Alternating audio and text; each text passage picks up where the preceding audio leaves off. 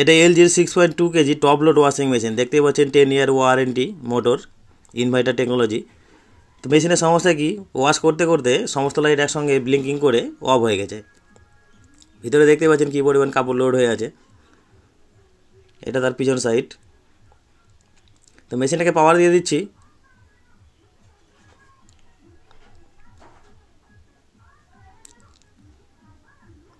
UI বোর্ডে press করছি পাওয়ার keypad, কিন্তু কোনো লাইট জ্বলছে না কিংবা কোনো বার্জার অন হচ্ছে না।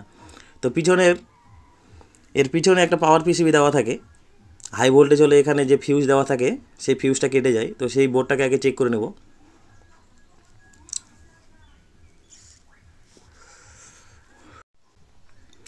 এই সিস্টেমটা শুধুমাত্র এলজিতেই দেওয়া থাকে, এক্সট্রা করে পিছনে পাওয়ার পিসিবি।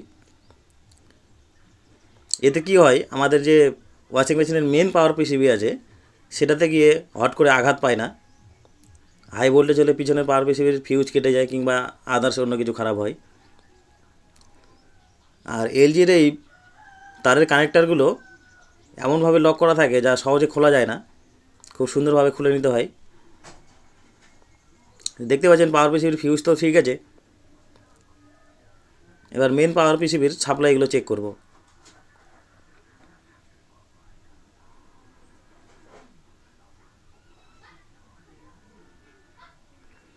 তো এটা পিছনের পাওয়ার পিসিবি থেকে মেন পাওয়ার পিসিবিতে সাপ্লাই এসেছে। এটাকে মাল্টিমিটার দিয়ে চেক করব ভোল্টেজ আসে কিনা।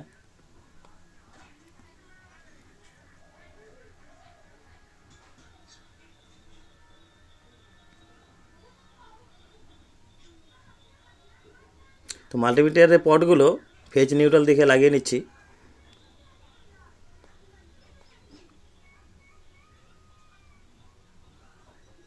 এবার আবারও পাওয়ার দিচ্ছি। তো দেখতে পাচ্ছেন 227 ভোল্ট ইনপুট হয়েছে মেন পাওয়ার পিসিবিতে, এবং ইউআই বোর্ড অন হচ্ছে না।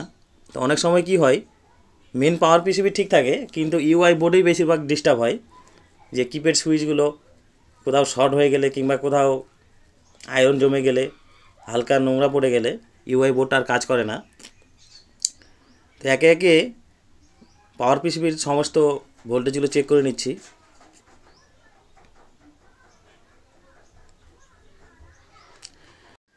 এই মেশিনের ইউআই বোর্ডেই প্রবলেম। তো ইউআই বোর্ড নতুন এনে লাগাবো, আবার সেই নতুনের মধ্যে চলতে থাকবে। তো আজকের ভিডিও এই পর্যন্ত, আবার দেখা হবে পরের ভিডিওতে পিসিবি চেঞ্জিংয়ের।